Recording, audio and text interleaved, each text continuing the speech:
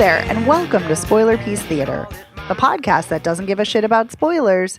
We just want to talk about the movies. My name is Megan Kearns. My pronouns are she, her. I write and podcast for In Session Film. I'm a co-host of the Slashers podcast, a member of the Boston Online Film Critics Association, and a member of Gallica, the Society of LGBTQ Entertainment Critics. My name is Dave Riedel. My pronouns are he, him.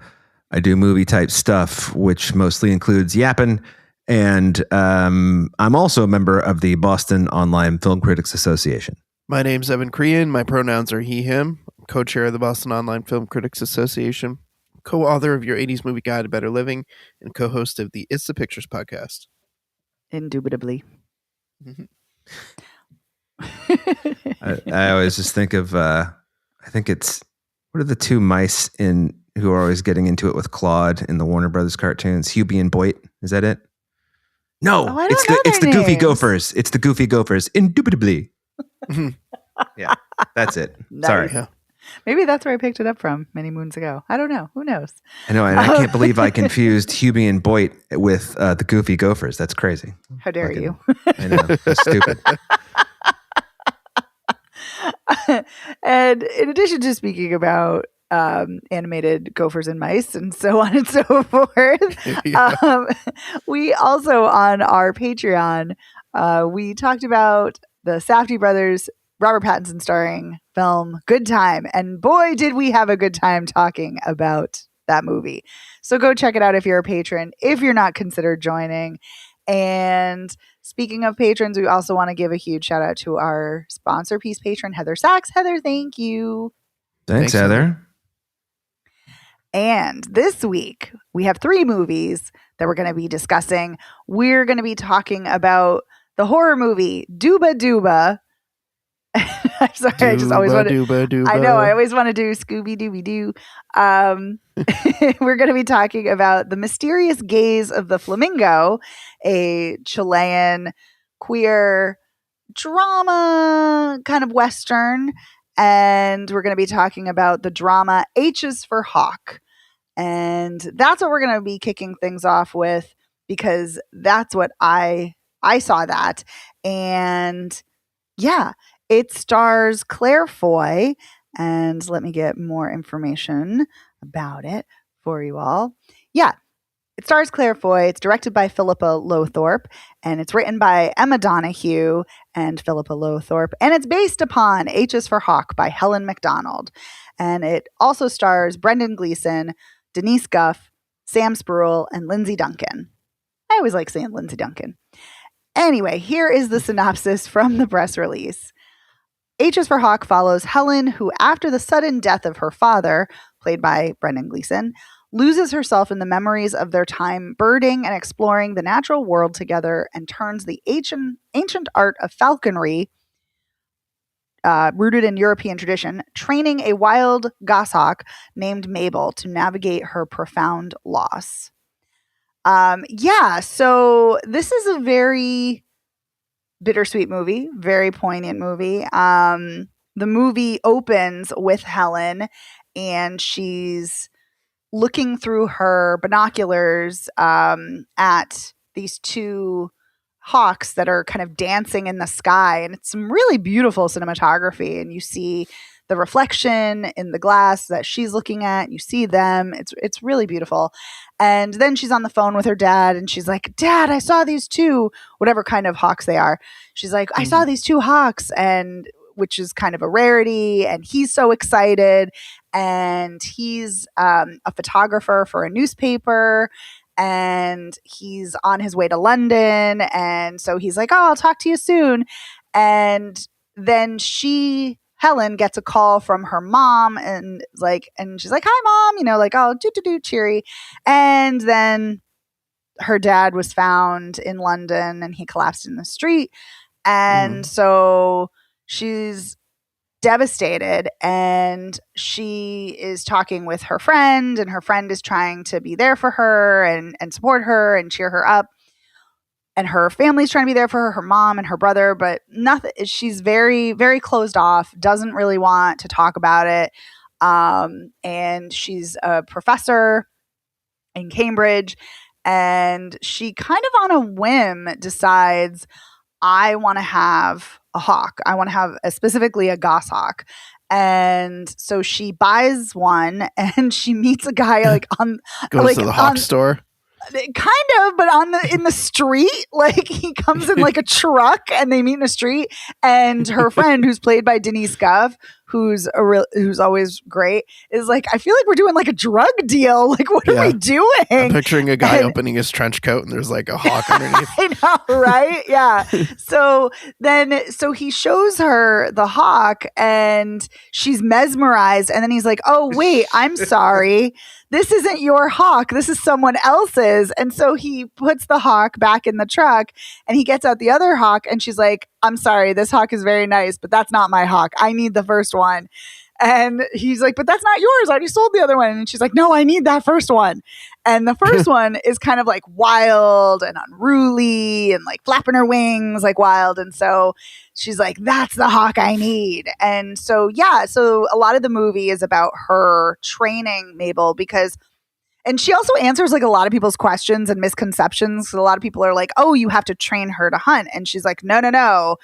Hawks already know how to hunt. I'm training her to allow me to be in her presence while she hunts, which is a very interesting way to look at it. And it's very clear that she has this reverence and respect for nature and for animals, because like she finds a spider in her house and she's like, "You're not a house spider. You don't belong in here. Off you go." And she like scoops up the little spider and like sets the spider free. And like there's a video she's watching later in the film for her dad, because she's trying to put together a speech for his memorial, and she's looking through photos and videos, and he's got like a mouse on his shoulder and like on his back, and the whole family is like delighting in the fact that he's got this really adorable little mouse on him. And so it's very clear she has this respect for animals, and she very much is attached to Mabel the hawk. And like it's also very cute at first. She doesn't name Mabel right away, because her friend is like, "Oh, well, what's her name?" And she's like, "Well, I don't know. I don't even know her yet." And so, which is very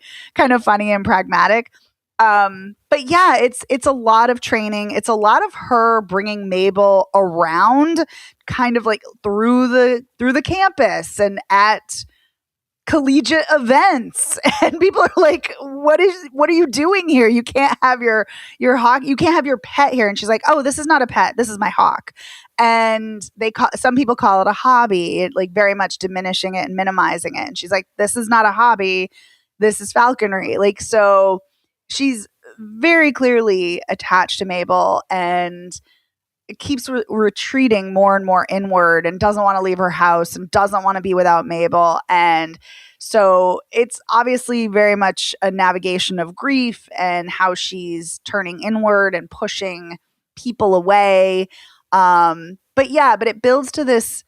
It builds to her. Oh, and she's also supposed to take another job. She's got a promotion in Germany, and so she's supposed to be packing up her house and leaving.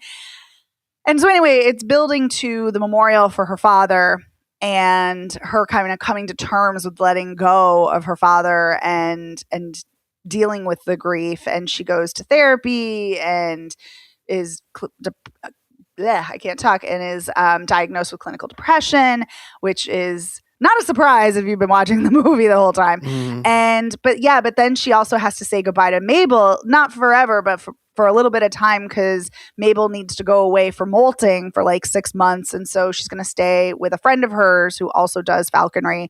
And so there's this, it leads to this really beautiful moment of the two of them. And Helen is having these memories of her father, and she's having these memories of Mabel, and it's all kind of intertwining. And so this movie made me cry a lot. I don't Seems think like a tearjerker. Yeah, I don't think this movie would work nearly as well if it didn't have Claire Foy and Brendan Gleeson. Claire Foy, I mean, it's a stacked cast, but Claire Foy is just excellent in this role. And I've seen this character described as, I mean, she's a real person, but she's also a character in this movie. But I've seen this character described as prickly, and I could not agree more. She very much is, but I loved her. I was just fascinated by her and her refusal to let people diminish what she's doing with Mabel, and to some people willfully misunderstand, and to not have the respect of what she's doing and her bond with this creature. And it's just really lovely to see. And yeah, so I think it works so well because of it's got an amazing cast. It's got some beautiful cinematography, just some gorgeous aerial shots, some gorgeous nature footage of Mabel flying and Mabel hunting. And yeah, so I think it's not the most groundbreaking film when it comes to explorations of grief, but I don't care. I liked it. I thought it was great. Great performances, beautiful to look at, and really lovely. And I'm here for the human animal bond. So I thought it was great. Sounds nice. It was nice. It was nice. And sad. Which sometimes is nice. Yeah, sometimes it's cathartic, so sometimes that's nice. But yeah, and that is in theaters nationwide now. All right, so let's talk about, I know this is going to be everybody's favorite movie this week. Dooba. Dooba. We're going to be talking about the found footage horror movie. So this is written, directed, and edited by Erland Hollingsworth. And it stars Amna Vega, Betsy Sly, Winston Haynes, and Aaron O'Meara. And let me give you the synopsis from the press release. Nearly a decade after her brother's murder, 16-year-old Monroe still needs a babysitter. Sorry, that sentence is funny to read out loud. Amna comes to babysit Monroe and learns that not only is she being watched by security cameras, but she needs to say "Dooba" whenever she moves throughout the house to let Monroe know that it's her. The night goes on, and Amna becomes increasingly unnerved and Monroe increasingly attached. So this is a found footage film that uses security footage throughout the house. Although I want to talk about that because I think it plays fast and loose with that. Does it? Does it? Yes. This fucking movie. So I was gonna give more of a plot synopsis, but I think Dave, you should take it away because I know you have thoughts and feelings. Well, this is, you remember how Skinamarink, which would that come out in 22 or 23? Found footage horror movie, very bizarre, very taxing if you're not in the right place for it. Evan, if I recall, hated it. I did. I really fucking hated it. Whereas I thought it was great. I thought it was almost great. And I really thought that it was good at ramping up tension. It's just so eerie and so bizarre and just so like, what the fuck is going on? And it was one of those movies where like literally nothing is explained, but it all still kind of makes sense. And the ending seems like it's a bad ending, but you're not really sure. And so I think that this movie will be compared to Skinamarink, one, because it's similar in the sense that it's all found footage and it's very jumpy and bizarre. But two, because Skinamarink has some of the most extreme reactions I've ever seen people have about a horror movie. Like you love it or you hate it, and there's not really much in between. You're either Megan or you're Evan, And I feel like this Skinamarink, all I could do was think about Skinamarink the entire time I was watching this thing. And I think that everybody involved in this production, well, I'm not going to, say I'll just say this movie has made me more or less homicidal along the lines of the main character. I mean, I have the same problem with this that I have with stupid fucking Dutch version of Speak No Evil, which is nobody is that complacent in the face of danger. No one. The moment 8 minutes in or whatever it is that a 16-year-old girl who is nearly your height punches you in the face? You're going to stay there? Are you kidding me? I don't believe that for a minute.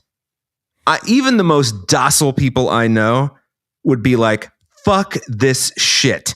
This is nearly an adult. And also, if you've ever met anybody with anxiety, she doesn't present as a person who has anxiety. The whole thing, it's just dishonest from the beginning. And I have a hard time believing that one person is so stupid and or a people pleaser as to stay there and be like, yeah, I'll watch your fucking weird 16-year-old. The fucking camera work drove me insane because it's like, oh yeah, because the murder, which we really did, I don't even know if there was a brother. I mean, because the guy down in the basement didn't look like he was old enough to be, murdered 7 years earlier or whatever it was. Yeah, she also said something to the effect of like, she called him her brother, but then she's like, well, you're not really my brother. So I think you're right. I don't. I think it's another babysitter that's like, yeah, I think so too. Yeah. Some other rando. And just like, but I think the thing that bothered me the most is just how much this movie fucking loves itself. Like, this movie is so pleased with its fucking George Bush intercutting. And it's like, we're racist. And like, I just, it's so in love with itself that it doesn't give a shit that some of the camera angles literally don't make sense. Like, there's no fucking way that stupid fucking idiot 16-year-old, who, by the way, is not like, there's no way that she's some criminal genius. This is nuts. Nuts. Like the fucking comparing her to Jeffrey Dahmer. Fuck the fuck off. Wait. What was the rest of that sentence? You said there's no way. She's not wearing a camera like on her pendant or whatever. Thank you. I believe that you might be holding your MacBook and the MacBook has the footage, of you two sitting on the stairs talking about whatever you're talking about. But she's not wearing some fucking bolo tie with a fucking camera on it or, whatever else the fuck that you could wear on your shirt and not have the camera move at very strange angles. I also don't believe that I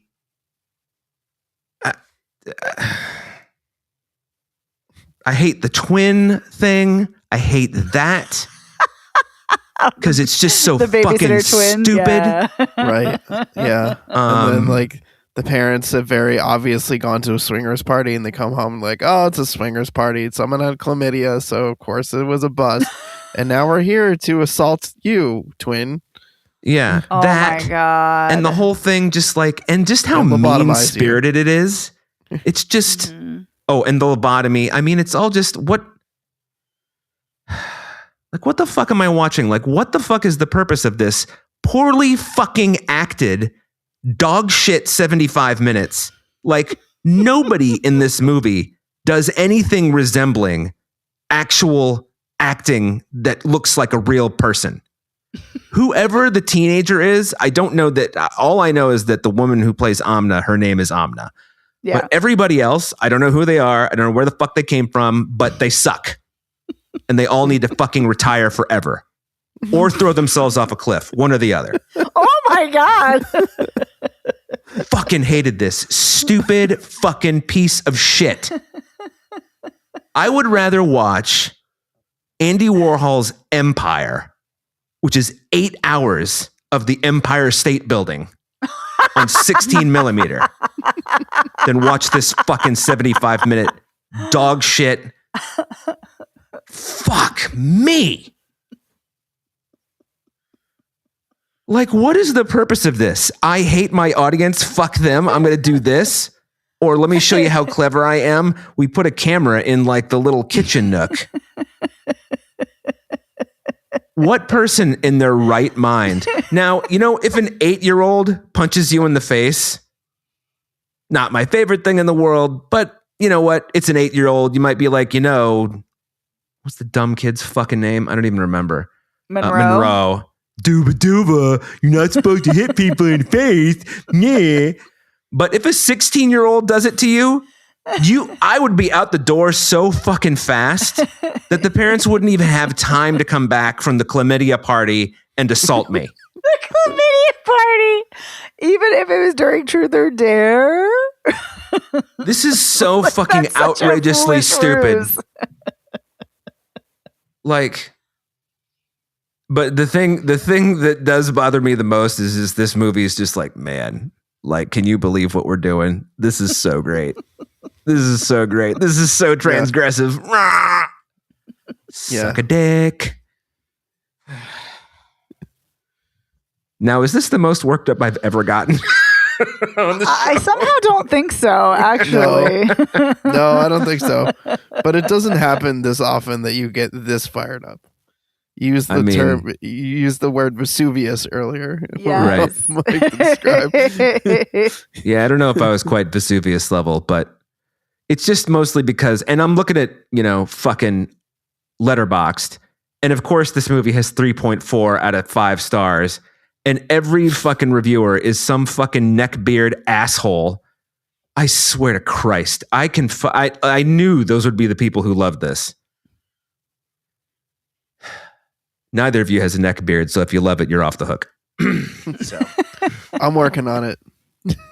Oh, no. No, I need to shave. Am I wrong, or is this one of the dumbest things you've ever seen? I don't know if I hated it quite as much as you, Dave, but yeah, I definitely had problems with this movie. I thought it was a pretty good setup. It's not a bad setup. It's not bad. I think it's a pretty good setup. And for a little while, I think it's kind of working. But at a certain point, it does start to go off the rails. I absolutely hated the weird intercut footage from TV and other things that just slides its way in. It's so disruptive. To your point, Megan, the conceit of the security cameras is, I don't think, very well justified or even makes sense based on some of the cameras and the angles to what you're saying, Dave. Why would she be wearing a camera on her person? That part to me just doesn't work / is super weird. They don't really, the Dooba thing is kind of funny for a second, but they don't actually, it's not used in any kind of interesting way. No. I think the performances are kind of stiff, wooden. The parents are particularly bad, and I don't know if it's they're given direction to kind of ham it up, but I just thought that they were particularly bad in this. And yeah, it just kind of, it's, for such a short movie, it feels very long. And it's just, it's like you said, it's mean-spirited. I feel like it's just dragging toward the end. There's the cannibalism piece. There's the lobotomy. There's the sexual assault. There's just things that start to feel like, let's just throw in a bunch of shit for shock value, which you both know is one of my least favorite things in a movie. I fucking hate when people do things just simply for shock value and they don't add any real narrative value. Yeah, the murder is enough. I mean... Right. The kidnapping and the murder. And the lobotomy would even be enough. The cannibalism, the sexual assault. And it's just I think there's just something even more offensive about the way that the sexual assault is shot and comes up. The slow burn, she's being Did you drugged. put something in my drink? Well, of course we did. Fuck you. And just the grossness of the dialogue, oh, we're gonna get to know each other a lot better, or whatever it is that the dad says. Oh, come on, that's really? what he says. Is this the direction the movie is headed in? Why? Just why? Why are we doing this? And then also, why do people think this is so great? I don't know. They really do. Megan, are we wrong? Are we wrong? No, I fucking hated this. This is trash. I fucking hated it. And I think it's a great premise too. I agree. I first had my suspicions that not all was well or was going to be well when this is kind of a weird one, the mother's wig. I was like, that is the worst wig I've ever seen in my entire life. What is happening? Right. And I'm like so distracted by it. And I'm like, listen, I understand this was made on a very tiny budget. It's very clear. You can get a better wig. Like, what is happening? Borrow a friend's wig. Come on. So that was very distracting. And then, but the other thing that was even more egregious, and I mentioned it right out of the gate, the camera angles make no sense. If your whole premise is that this is a found footage movie that is utilizing security camera footage, and then you start having zoom ins and cameras where there wouldn't be cameras and other things. I'm like, no, this is ridiculous. This is just dumb. You've just broken your own rules. And I don't like that. You set rules out in your movie and then you're going to break them. Like, no, you're cheating. I don't like it. And the thing of it is that static camera angles are terrifying. Resident Evil, the way the early Resident Evil games utilize static cameras, and so you can't, when you're moving around and you can't see everything, that is so tense. So it could have been great. Mm-hmm. It was not. The acting is fucking abysmal. It's so bad. And again, I understand this is a budget film, but this is terrible acting. And also something else. Again, I know I'm nitpicking, but like the makeup was awful. I kept staring at Amna's lipstick and I'm like, that lipstick was applied terribly. Like, you really don't know a friend. I'm sorry, I cannot imagine that doing a film, you don't know one person who can do a YouTube tutorial or who happens to be a makeup artist like on the side or just knows how to apply makeup really well. Like, what are we doing? So from the little things to the big things, so all these little things are already pissing me off and already getting under my skin. And I'm waiting because I'm like, there has to be some big reveal. There has to be something shocking. There's something coming. Oh boy, is there. And we're going to do rape. Oh, great. Thanks. Just rape for funsies. And then, like you said, yes, the cannibalism, the lobotomy, I'm gonna strangle my babysitter with a pillow over her face, and then I'm gonna beat her with a wrench. I do not believe that 16-year-old could overpower unless you were asleep and completely surprised. I just don't believe that either.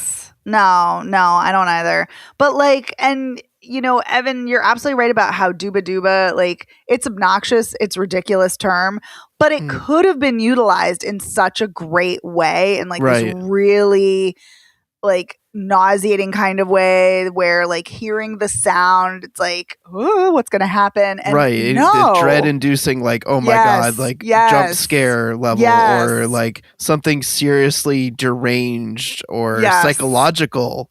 Like, starting to hear that sound is like driving her, slowly off the into the deep end. Absolutely. And no, it goes nowhere. It's, again, a ruse. It's a misdirect. And, I'm not mad at a good misdirect, but not a shitty one. And I'm so fucking pissed at this. It is a slog. It was boring. It's poorly made. Every single choice in this movie just pissed me off. Yeah. And I know it's all like found footage and video and whatever, but it looks haphazard and not right. I know she's supposed to be nuts and she's making this for a fake school project, or maybe it's a real school project. But like it just all looks so shitty, and it's like, all right, is the correlation supposed to be that, well, she's nuts, so of course this would all look nuts? And I also reject the premise that because your parents are insane, you are insane. So there's that too. Absolutely. Well, yeah, and that ending, like, where, not the ending because there's more afterwards, but the ending where the lobotomized babysitter is sitting there and then Monroe is there and with her creepy sexual abusing swinger parents, and then they're all just sitting around having a good time watching TV. I'm like, I'm like, listen, there is a way to do families that are evil or that are psychopathic or what have you. Like Texas Chainsaw Massacre does it brilliantly. You can do that. This is not that. There are found footage films that are so incredible, like Blair Witch Project and Wreck. This is not that. This is not doing anything innovative. And I know we all do, so I know I'm not alone in this. I hate shitting on a low budget film. I hate it because it's so hard to get a film made. And, kudos to any artist who does it. This is fucking lazy and this is fucking cheap and it's offensive and it's gross and I hated it. It pissed me off. So no, Dave, you guys are not wrong. I think Megan, you and I might be like right on the same tier. Yep. I think and we Evan are. Not far off. Yeah. Well, let's just say I'm not mad. I'm disappointed. Oh, that's even worse. That's always worse. Yeah, and this could have been so good. It's such a good premise. Yep. Yeah. At first, the fucking weird dynamic between the two of them was kind of working for me. And I thought it was going to go somewhere really interesting. And then I got a mango covered in mayonnaise, and I'm just like, oh no. No. Why are we going in this direction? Why are we going with a mango? I think the place where, I don't remember where this happened, but it was very early on. I mean, the punch in the face, definitely, I was like, yeah, that's early on too, yeah. But the whole like, oh, I cut my finger and I'm going to like put the blood in your food. I was just like, I just don't think that I'm going to be on board with this, but we'll keep going. Yeah. And I, because I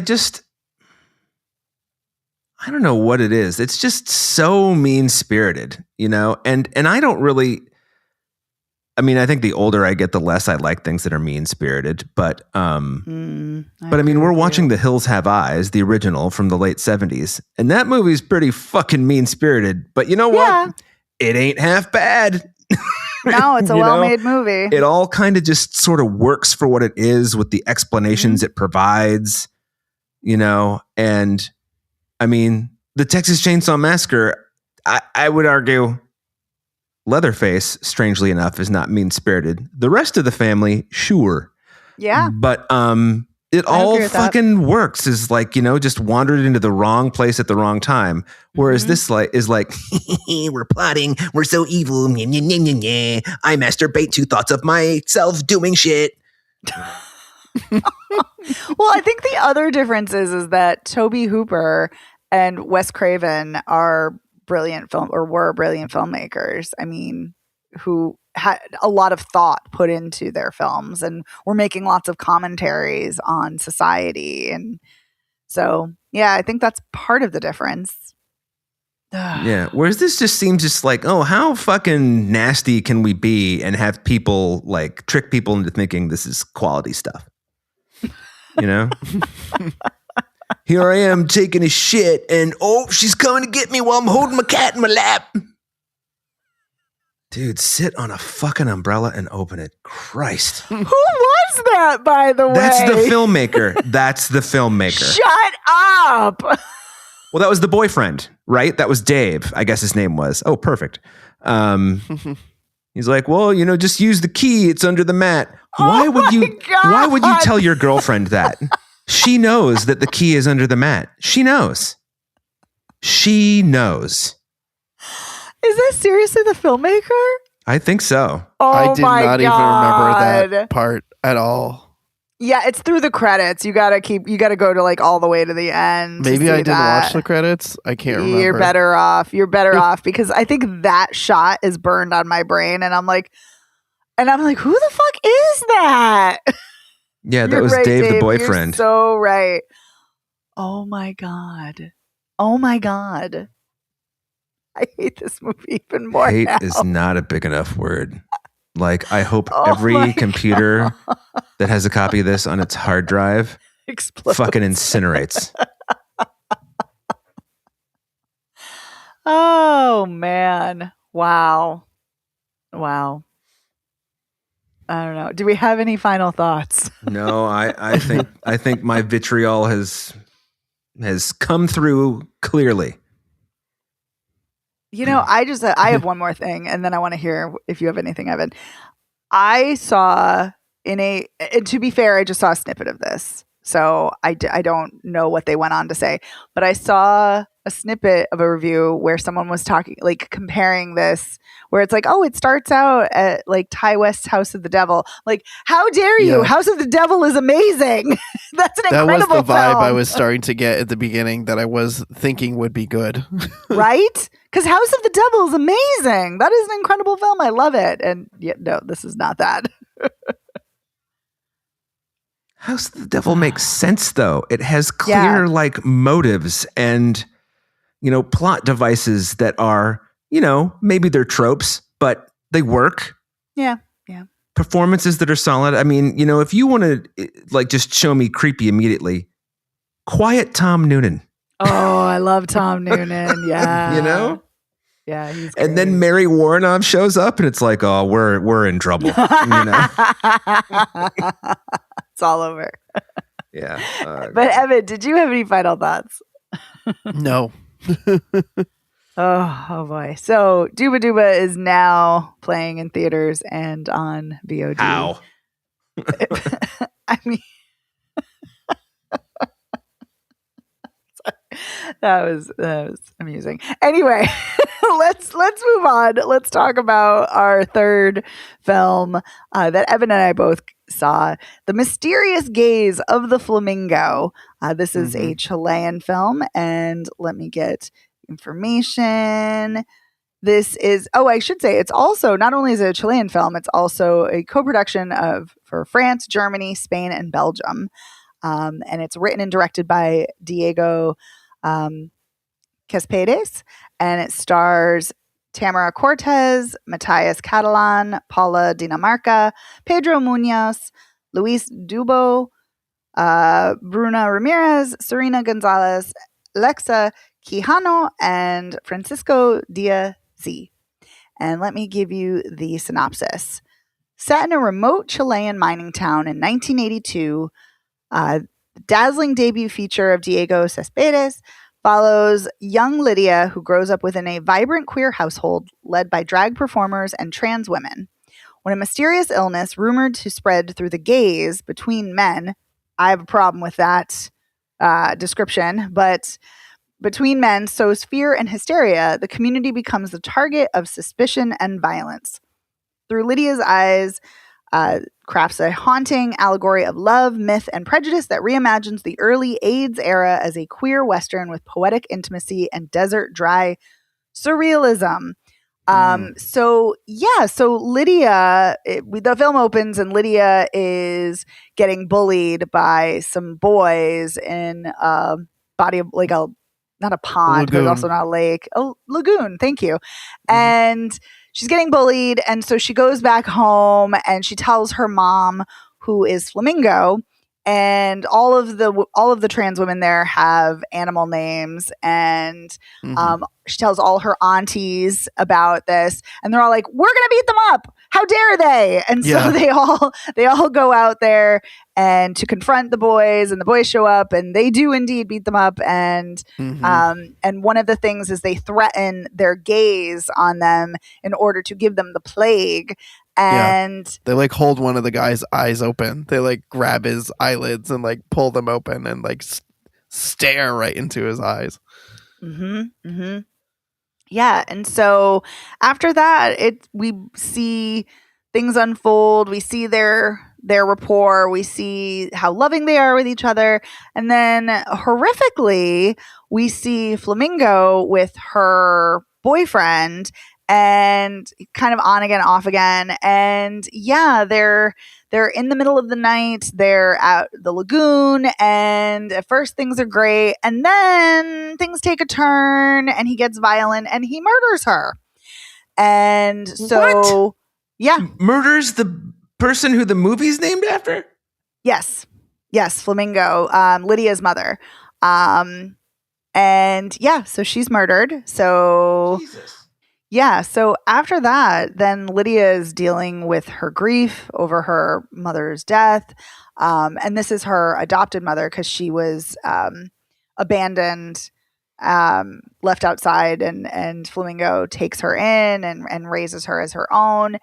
And so we get flashbacks of Flamingo and Lydia. We also get a story told by Lydia's friend about Flamingo meeting her boyfriend. And it was during one of the pageants that the house mother, Boa, puts on, that has the women put on.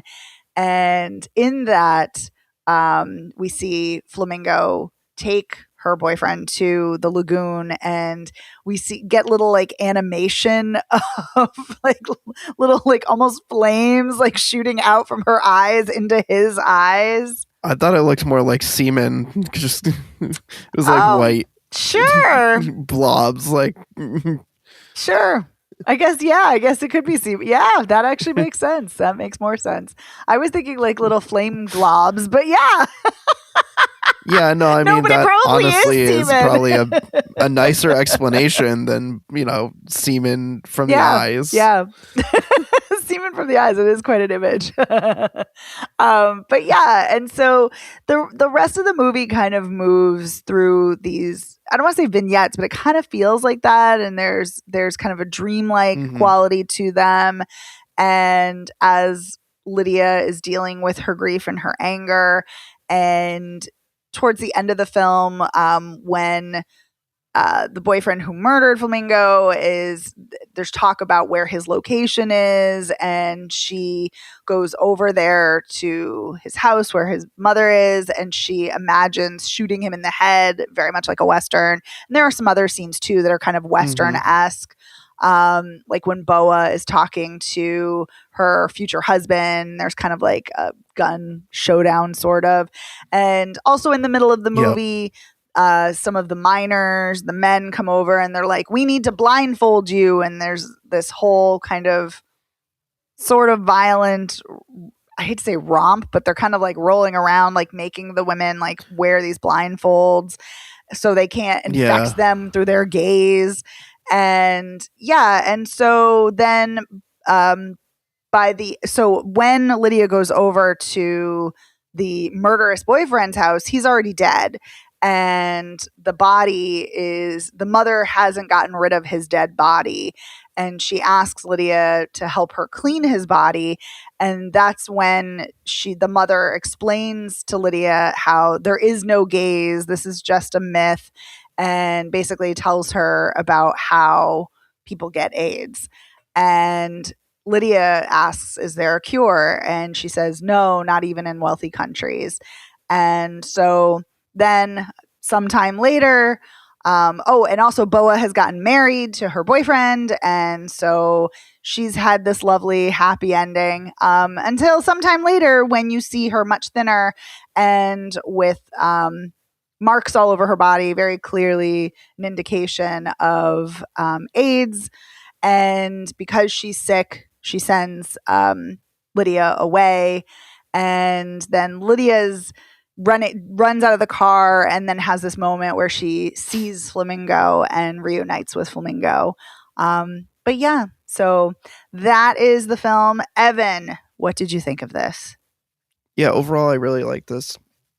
The pacing's a little languid for my taste, and I don't love some of the more surreal moments in it.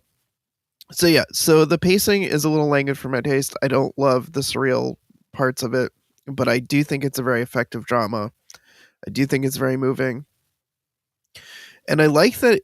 I like seeing the community grapple with its homophobia in a way that becomes very dynamic and complex. Like there's that part, like you mentioned, where the miners show up and they're like, that's it, we're blindfolding you girls, like put on your blindfolds and stay inside.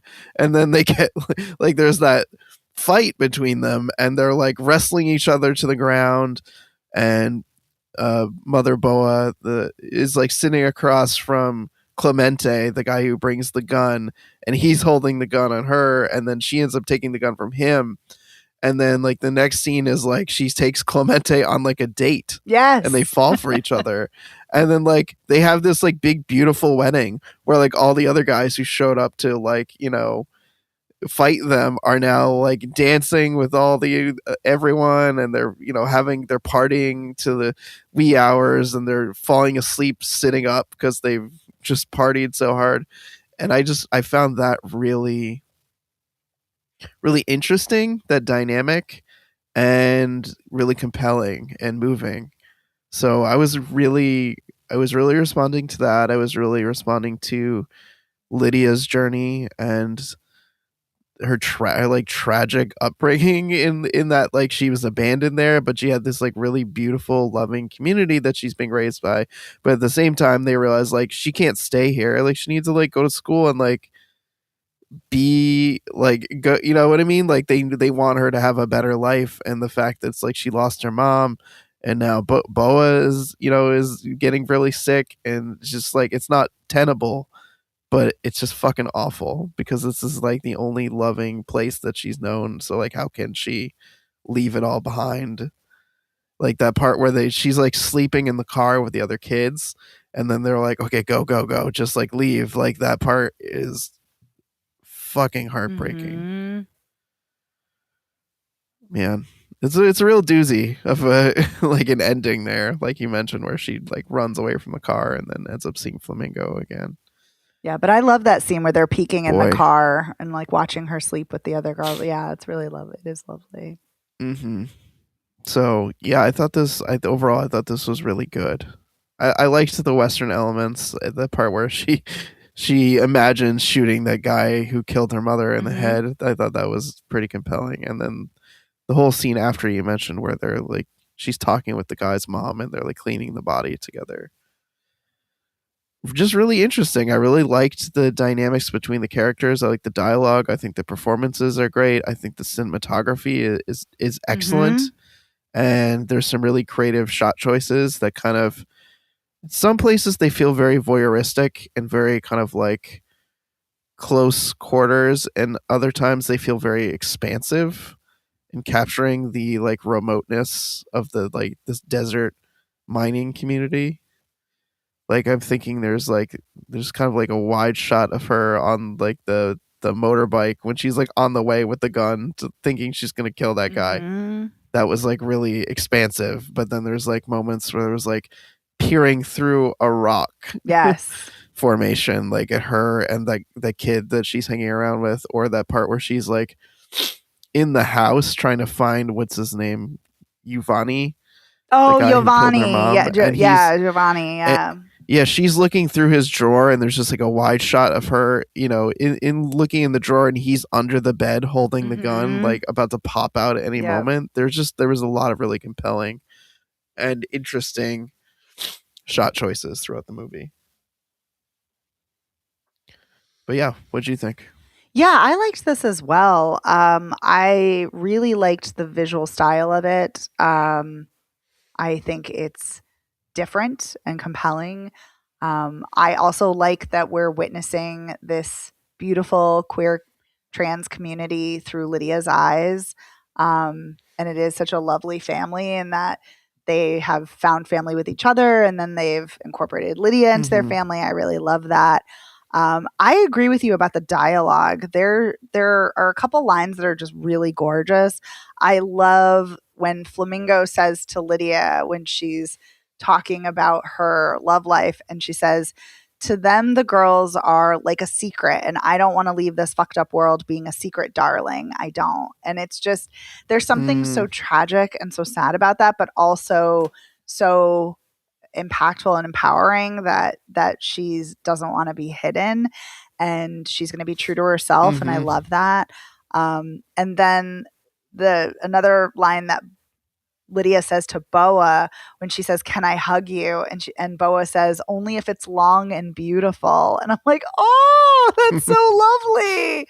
That's so sweet. And yeah, so I love how much emotion this has. And I think it's really, really fascinating to kind of tell an AIDS allegory in this way.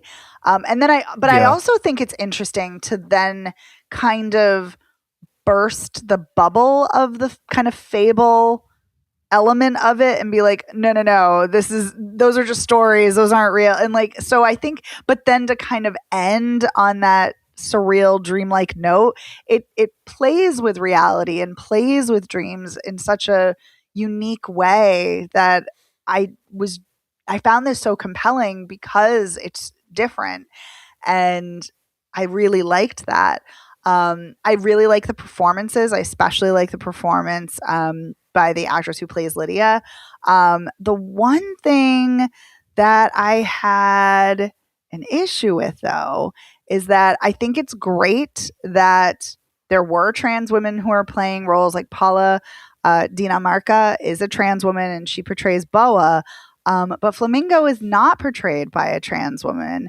A man is playing her, and I feel like, ooh, no, they're all trans women. Like, why aren't we having a trans woman portray her? And that's something else that I had kind of a problem with. And I couldn't tell, my Spanish is not nearly good enough, but I couldn't tell if it was an issue in the translation of the subtitles or it was intentional in the film. Because a lot of times the women are misgendered and sometimes they're corrected. Like there's one of the women who I think it's Clemente. He calls her like sir or he or something. And she's like, excuse me, it's miss. And so there are those moments, but then there are other moments where there are not. And the whole fact that the issue is that it's this, that the plague is a gaze between men. They're not men.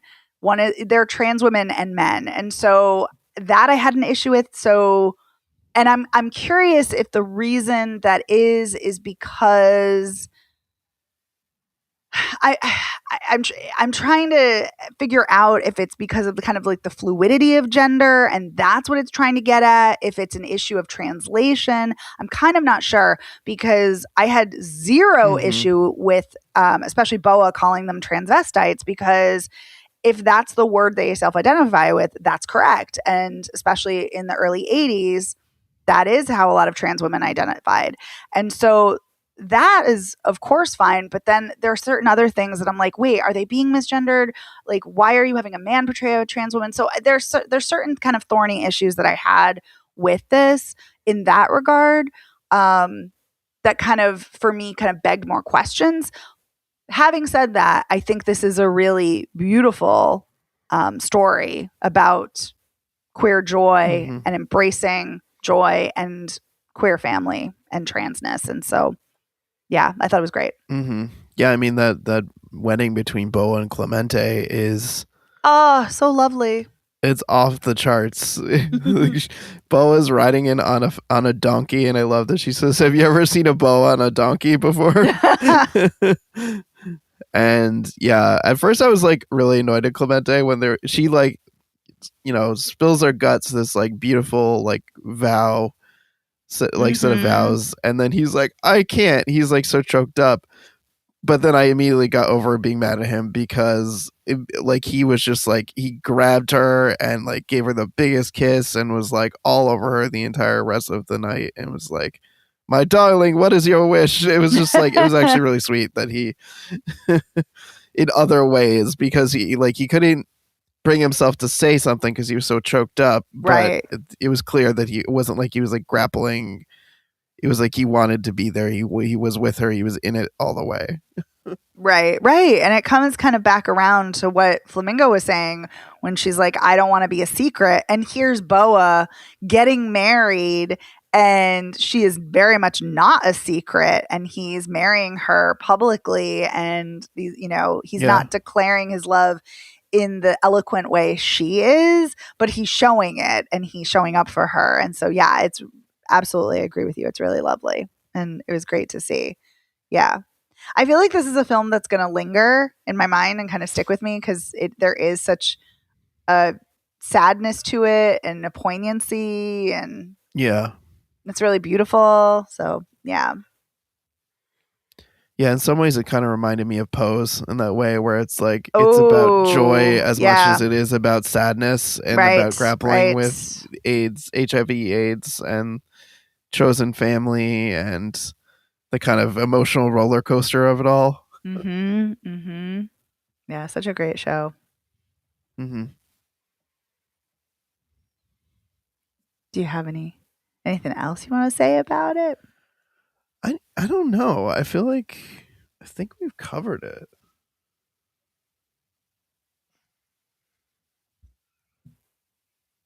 All right. Yeah. I think we got it. Yeah, I feel like I just will be repeating myself that it was really it's an unusual film in that it's very distinctive, very different, but very beautiful. Mm-hmm. And yeah, I'm always glad when we get more queer stories, more trans stories. So that's lovely. Yeah. So yay. Okay. Mm-hmm. And this has been in theaters, but it's on VOD now. So let's do a recap. So H is for Hawk is in theaters, and I would recommend it. Dooba Dooba is in theaters and VOD. I think it's safe to say none of us would recommend it. Dooba don't. Yeah, is it like Don'ta would be the other? Don'ta.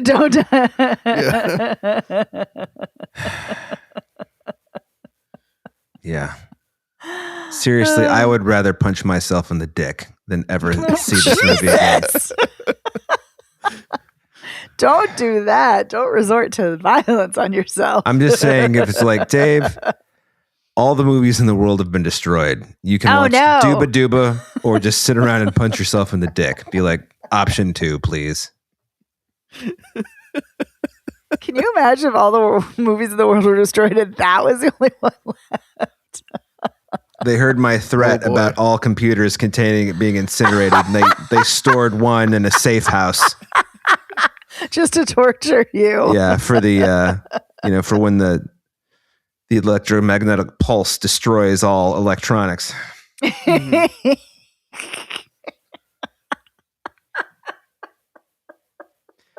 Yeah, sorry everybody. All right. And then The Mysterious Case of the Flamingo is playing in select theaters as well as on VOD now. And I think it's safe to say, Evan, you and I would both recommend it. Is that correct? Yes. Mm-hmm. Yay. All right. Well, there were some gems amidst the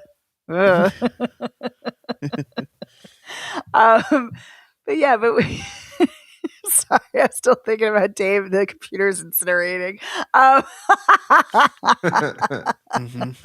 I like to paint a picture. Yeah, I'm picturing Miles Dyson, blowing away the entire floor of, servers. But somehow the CPU with the Dooba Dooba on it still survived. Just my luck. Just my luck, right? No. Well, on that note, or really a different note, not even a related note, we want to give a huge thank you to our editor, Otto Glamour. Otto, thank you so much for making it sound great. Thanks, Otto. Thanks, Otto. You can find Spoiler Piece anywhere you get podcasts. You can also find us all over social media. We're at Spoiler Piece on Facebook, Instagram, Threads, Twitter, Blue Sky, and Letterboxd. So come follow us. Come say hello. Let us know what you think of these movies or which you are excited to see. And if you did like Dooba Dooba, tell us why. We are very curious to know. Yeah. Tell us why we're wrong. We're not wrong, but you can tell us why we are. Why you think we're wrong. Yeah, totally. But tell us what movies you're interested in or anything like that. You can also reach out to us on email, spoilerpiece@gmail.com. Drop us a line, say hello, ask us a question. We love all those things. And if you really like the show, consider rating and reviewing us. That helps us get the word out. You can go to ratethispodcast.com/spoilerpiece, take you to your preferred platform of choice. You can also just go directly to Apple Podcasts and rate us there, which would be great. You can also get our merch. If you go to spoilerpiece.com, it will take you to our TeePublic store, and you can get all kinds of goodies with Spoiler Piece logo on it. Hoodies, t-shirts, tote bags, magnets, all kinds of good stuff, mugs. Mm-hmm. And yeah, I think, oh my God, Patreon. I almost forgot about Patreon. This week we talked about Good Time. Every single week we put out a bonus episode for $5 a month. You get access to the weekly bonus episodes, and you get access to our back catalog of hundreds of bonus episodes. So become a patron. Consider becoming a patron if you're not already. And if you already are a patron, thanks so much. And thank you for listening. My name is Megan Kearns. I write and podcast for In Session Film. I'm a co-host of the Slashers podcast, a member of the Boston Online Film Critics Association, and a member of Gallica. You can follow me on Blue Sky and Twitter at OpinionSWorld, or on Instagram and Letterboxd at The Opinion S. My name is Dave Riedel. I yap about movies. I'm a member of the Boston Online Film Critics Association, and I'm on all the social medias except Twitter as Dave Sees Movies, and I'm on Blue Sky as David M. Riedel. And my name's Evan Crean. I am co-chair of the Boston Online Film Critics Association, co-author of Your 80s Movie Guide to Better Living, and co-host of the It's the Pictures podcast. You can follow me on social media as Real Recon, and that's real as in film reel. Thanks so much, and we'll see you next time. Bye. Bye.